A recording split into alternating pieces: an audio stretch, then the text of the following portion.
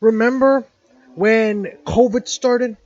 Remember when the media was calling the anti-lockdown protesters grandma killers, right? They said they're killing grandma. Well, when the whole Black Lives Matter protest started happening, the media did not say a word. In fact, the media was talking positively in regards to the Black Lives Matter protests. Now, whether or not you want to protest or not, that's up to you. I think that everyone has a right to protest as long as you're doing it peacefully, because again, protests are supposed to be peaceful. It's in the First Amendment. But these people, the media, they think that the people in general are very stupid. They think that the people will forget what they did months ago, right? They think that they'll forget easily. Well, a lot of people don't forget easily. I remember when the people in Michigan were protesting Queen Karen Whitmer's unconstitutional order of lockdown, right? Her lockdown order. What did the media say? They called them white supremacists. They called them far right. They called them grandma killers. They called them reckless. And the media was more than happy to amplify the message. But when the whole Black Lives Matter thing happened in Minneapolis, the media was talking about them in good light. Oh well, these people are fighting racism. Remember, even the World Health Organization to some degree even said that protesting racism is more important than the pandemic, even though there's a pandemic. It's a clear hypocrisy right there. It's really clear that the media preferred these protests when it was fighting for a cause that they agreed with. But when it came to the lockdown, the media called them the worst of things.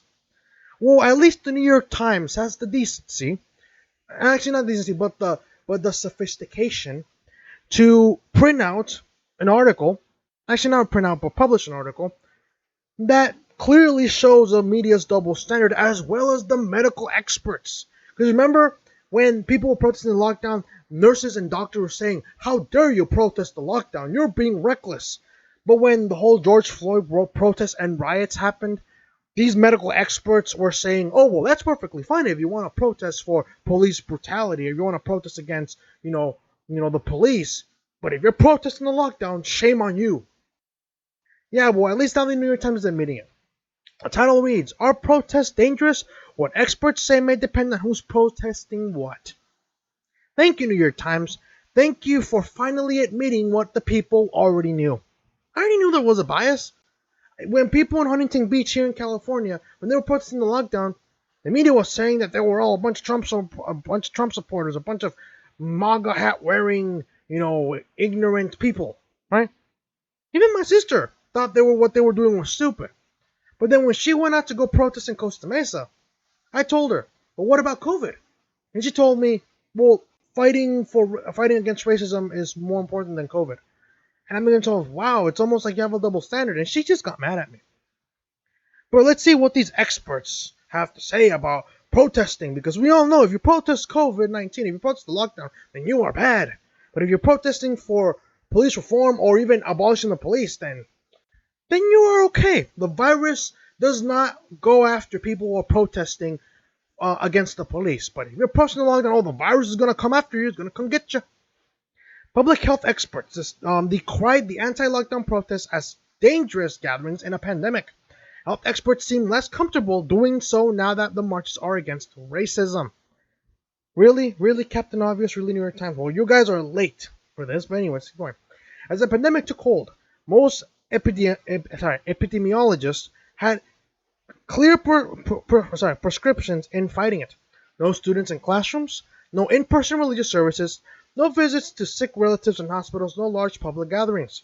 So when conservative anti-lockdown protesters gathered on state capitol steps in places like Columbus, Ohio, and Lansing, Michigan, in April and May, epidemiologists scolded them and forecast surging infections. When Governor Brian Kemp of Georgia relaxed restrictions on business in late April as testing lagged and infections rose, the talk in public health circles was of this state. Sorry, I had a hiccup. The talk in public health circles was of that state's embrace of human sacrifice. And then the brutal killing of George Floyd by the police in Minneapolis on May 25th changed everything.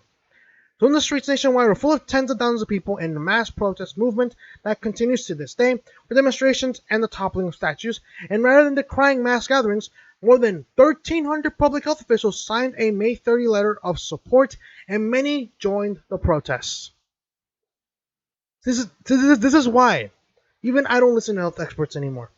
Because now you can just pay someone to do a quote unquote study. It'll get you the results that you want. That is why I just listen to my doctor. That's the only doctor that I need.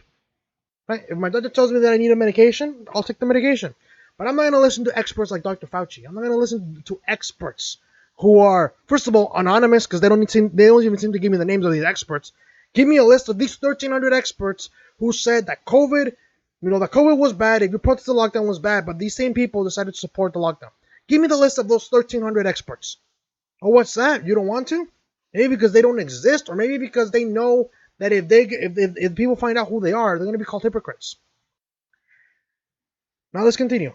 That reaction, and the contrast with the epidemiologist's earlier fervent support of the lockdown, gave rise to an uncomfortable question. Was public health advice in a pandemic dependent on whether people approved the mass gathering in question? To many, the answer seemed to be yes.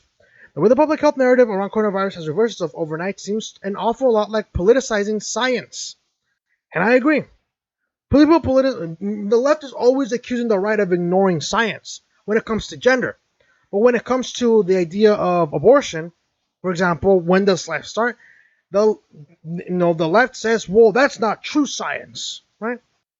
The left only cares about the science that agrees with their narrative, but not about the science that they disagree with. You catch my drift? The essayist and journalist Thomas Charlton Williams wrote in The Guardian last month, "What are we to make of such whiplash including messaging?" I'm going to stop it right there because I do not want to continue reading this article from a trashy, news company. But I am going to tell you that there is a double standard. And to some degree, yes, these people are politicizing science, and here's why. I'm going to go back to Tim Pool because this guy is probably one of the most reliable people that I tend to find. Even though he does make mistakes, he's very reliable and he's very blunt when it comes to reporting the news. Now, earlier, I think it was like last week, there was an article being published talking about how the Black Lives Matter protest ended up slowing down the coronavirus. I remember reading that title and thought to myself, yeah, it's clear that they're biased. It's clear that they're politicizing the gatherings because, they want their agendas to happen. Jewish people can't gather. Even Gavin Newsom has banned singing in churches, which I think is really stupid. I'm not religious at all, but you're gonna tell people they can't sing in churches? Are you kidding me? Right? When it comes to religion, which the left hates, right? The left hates religion. Even though they say, just Christianity, they actually hate every religion. Well, if you want to go to church, well, you can't go. If you do go to church, well, you can't sing. You want to gather with your friends and family, well, you can't do that. Oh, what's that? Your family member died? Well, you can't have it. Well, you can't have their funeral, right? But what's that? Oh, we're gonna have a huge funeral for George Floyd. Well, what happened to no funerals, right? So you said we couldn't have funerals. Oh, well, George Floyd is an exception. Well, you can't gather, but if you're Black Lives Matter, we'll make an exception for you. You see the double standard. You see the hypocrisy. The people who were protesting the lockdown, they were being accused of potentially spreading COVID. But apparently, Black Lives Matter protesters slowed down the spread, even though they were gathering by the tens of thousands. This is why people don't listen to the media anymore. This is why when Donald Trump says fake news, it isn't a simple slander against the media. It isn't a simple cheap shot. The media will lie to us. The media will lie to us. At least the New York Times is now admitting the double standard. But are people going to care? No. The leftists will call the people protesting the lockdown grand mal killers. But if you protest against police brutality, you protest on the side of Black Lives Matter, well, you're going to have the support of the health experts, you're going to have the support of the mayors and the politicians. But if you're against what they're advocating for, well, they're going to make sure you don't gather. Mayor de Blasio doesn't even have a problem with banning the Jewish community from gathering in their religious services. But if you want to gather in the streets, the tens of thousands in New York City to protest in the name of Black Lives Matter, he has no problem with that. This is the hypocrisy. At least the New York Times has the decency to admit there's a double standard, but what is the media going to do? They're just going to keep showing it. This is the beautiful era of the internet. It used to take a while for the lies to come out, but now people are able to see what the media is doing. They're lying to our faces. They say COVID is dangerous. Okay, then why don't you? How come you're not consistent with your application of the quote unquote executive orders you're trying to implement?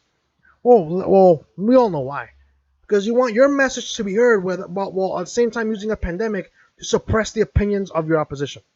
If you guys like this video, hit the like button, subscribe if you're new, share this video if you like, hit the notifications button as well, that way you never miss an upload, and also make sure to hit all notifications. That way YouTube can actually notify you. That is, if they do a good job at it. I think sometimes they do a terrible job. But what do you guys think about this? Did you guys already know there was a double standard when it came to the media's treatment of protests for the anti-lockdown versus the Black Lives Matter? Do you think that the media is lying to us about the whole situation of COVID in regards to Black Lives Matter actually slowing the spread? Because we all know that's not true. Let me know what you guys think in the comment section below, and I'll see you guys next time.